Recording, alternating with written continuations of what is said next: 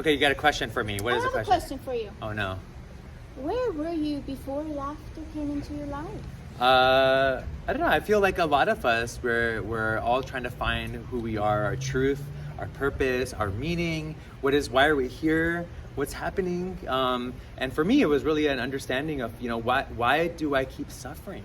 Like, why do I keep suffering? Why? Whether it was relationships, and then I was suffering in the relationships, girlfriends, friendships, work relationships, or family relationships. Why was a repetition of suffering keep happening? How come I can't, despite my level of intelligence and wit and joy, and I just have just a perpetual sense of optimism, why was I feeling so depressed and angry and frustrated and just, no matter what direction I went, it was happening, right? So did you find laughter, or did laughter find you? I think a little bit both. I was living in New York at that time, and in Manhattan, and they have this great magazine came out of Manhattan called Time Out magazine. Now it's all over the country, maybe around the world, but Time Out had this really cool section where it was like free things to do in New York City. And I love that section because it was like, free things. I'm Indian, free, okay? I mean, obviously not all things free are great, right? But like sometimes they get you into like a cult or something, right? But that's a whole nother story. But for this one, I opened it up and there was like a laughter thing happening, and it was happening at a chiropractic's office, and I was like, interesting. Like, so it's not like some weird hippie thing, like it's happening somewhere like... Felt safe? Yeah, I felt safer, right? And so I was like, let me check this out. So I went there, and that day was super depressing. I was like so upset. Somebody I had been dating, there was a lot of like, it wasn't healthy, what was happening. And I was like, what am I going to do? And what was I going to do with my life? Should I go back to California? Should I stay in New York? I went to that class. And in that class, we go downstairs, really beautiful part of New York City, one of the near Central Park. Oh, nice. And we go downstairs, it's the office, it's really nice, corporate offices. We go to the downstairs, and there's all these like older folks, and they're around a circle, right? There's a couple, I'm like one of the few younger people, and then there's Dr. Alice Einhorn, who's not just my teacher, but my friend and my colleague, and we share vision now together, which is kind of cool. But he was like holding space, and it was really cool to see this like phenomenal, brilliant Russian Jewish guy spouting Sanskrit and spouting all this like science around not just laughter, but community and emotions and relationships and health, because he was a chiropractor. He was talking about how so much of this is related to our, our emotions are connected to our physical health, right? And it was like, okay. And then we laughed together. And I'll never forget that after I did that, it was like, my God, everything else I'm doing, I gotta study this. Yeah. Like, look how it made me feel. Yeah. Right? And then there's all these like folks that were in that circle that I could see how they were like just vibrating. Like after that session, they were just vibrating. Some of them had been coming for a while, some of them first time like me, but everybody felt good. And safe and healthy and happy, at least for a moment. Yeah. It tapped in. Yeah. In Manhattan, of all places, which is like really hard to tap into well-being. What year was this?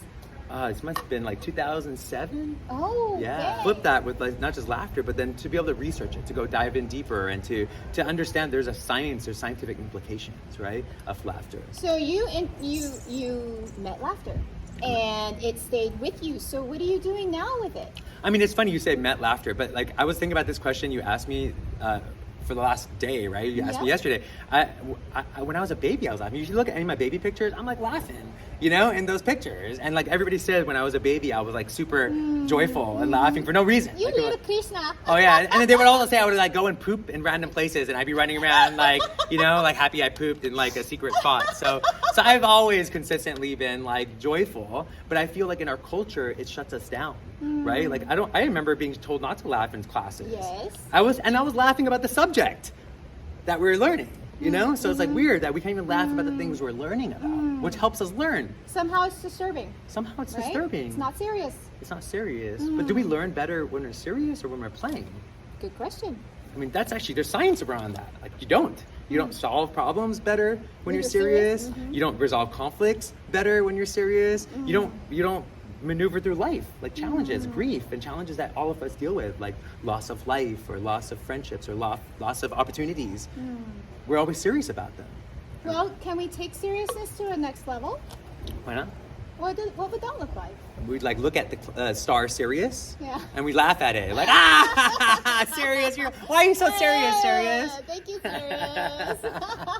That'd be a good start. I mean, acknowledging the stars and acknowledging that we're just fragments, we're just pieces of dust in the universe, and that understanding that it's so we're so both inconsequential and there's a big play happening, and we're so inconsequential, yet if we're gonna play in that game, we're gonna be a part of that play, the cosmic play. Do you want to be a jovial, playful, loving, lighthearted being, or do you want to be something that's a drain, like a black hole that like sucks people in and just like, ugh, and people don't feel better after they're around you, they feel worse. Right, and which is the thing about laughter, because like the other lady brought up yesterday, when I laugh, people get angry. Yeah. So I have a theory about why that happens. What would your theory be about My theory... the trigger of laughter? The trigger of laughter. Well, I mean, that comes back to what we're talking about. When we are in a society where it's very masculine, patriarchal, controlling, domination, you don't want people to have free access to joy and happiness, because you want it to go through you want it to go through a priest class, or it needs to go through somebody, a coach, a leader. You can't be fine. You can't be okay. It has to go through somebody to be okay, you know? Do you think people identify being a victim and they stay in that, and laughter exposes something? Sure. I mean, it definitely does expose where your inner child is broken. Like even like when we were in that class, it's very obvious to me to recognize who's suffering with their inner child. Whose dad told them you can't laugh, you sit here, be quiet. I feel it, like, you know, because they can't get it out. They can't like let themselves. Scary. It's scary. It's scary. Yeah. It makes you vulnerable. And that's probably why people get upset when people are laughing. They get upset because their inner child is so broken. Their mom and dads were probably so mean or harmful, and their family was harmful in some way, right? And they still haven't healed from that inner child trauma. And so when somebody's laughing and tapping into their inner child, that's a trigger. It could be bullying. It could be bullying. Yeah. So how are you incorporating laughter in your life to share with others? Yeah, there's so many to that. I mean, for me, the greatest transformative aspect of what I try to do, I don't even know what, like most of the time it's an experiment, you know, right. all the time. You're wrong. Yeah, I'm wrong all the time. Yeah, I don't know what I'm talking about. But at the same time, it's like the hope and the transcendence is when people take it into their community and they practice it with their families. And the stuff when I hear from emails or messages is like getting like the feedback of like, wow, like I brought this into my work, I brought this into my family situation, I brought this into a grief situation, and people like it's a medicine for people, right? And it's like they got it for free. They didn't even have to pay me for it, which I don't want that. I don't want there to be a priest thing, or you got to go to my courses and you got to get my book. Like, no, we all have it already inside of us. Why am I trying to sell you anything? Yeah. You know? So who are you thanking towards laughter? I mean, I think I was just reading a book about from some Swami today, and it was really beautiful because he like wrote really distinctly in it that like the truest mystics, the truest fakirs, the truest saints in history, they have open access to laughter. They laugh at both the misery and the joy equally, right? They laugh at death as they laugh at life, right? And I feel like I honor all of the sages and fakirs, including the babies, because I mean, as babies, we're all saintly, you know, like we're the innocence actually, but we love, like you see a baby, it'll share with you openly. If it's not been trained not to share, it will share openly, right? So we are automatically saints and sages when we're born. That's why we're laughing all the time. We're so jolly and giggly naturally as babies, but we start seeing the adults and we start squashing that. So for me, I honor all of the saints and the sages that have channeled laughter and used it for community development and community safety and community abundance. And that includes those saints and fakirs, include all of us that were babies. So I honor all the teachers that are inside of us. Yeah. Like you showed up in the class and you shared something. Other people shared it. We all have different perspectives of wisdom, right, on this. So I honor all of that. Nice. What's your favorite laughter exercise? Oh my gosh, my favorite laughter exercise is watching listening to the news, or like, you know, any sort of news that's happening in the world, or like social media news. You know, when you're like scrolling and you see like some crazy shit happening in the world, like some crazy harm or some bombings, or like there's all this shit happening, and just trying, like taking that and turning it into laughter. Giving it some medicine, some healing. I don't know. Like, I'm not laughing at the situation. Yeah. I'm laughing that it's happening. That like that kind of harm, we're allowing it to happen.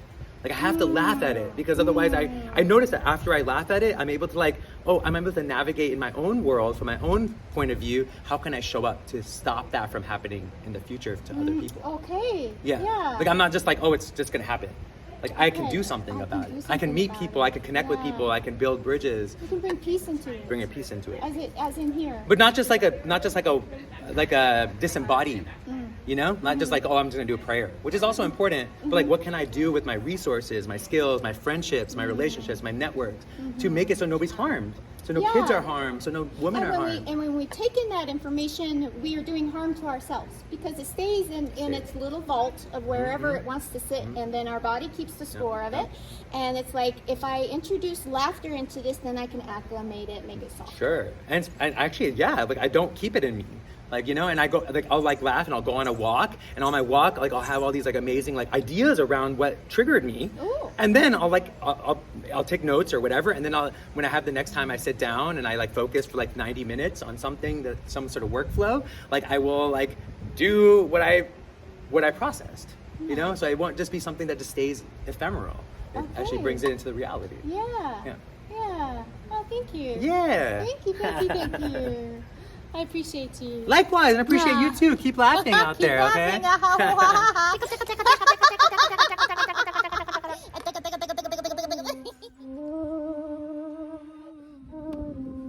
Another game. We're gonna look at our watches, right? We'll look at our watches, and keep in mind that when we like are doing this, we want to actually create the emotional roller coaster for ourselves. Because that's actually where we practice the most neuroplasticity, right? So we just say even keeled, you're not really like creating new neural connections the same way, right? So actually feel that if you can, right now. So like, you're being late or somebody else is being late and you're like, oh.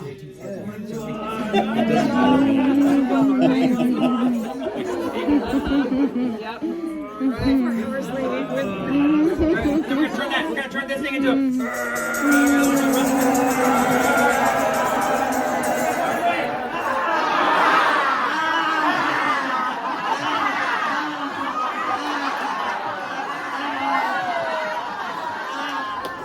Okay, all right. You guys got it? Let's do it again. Ready? Here we go.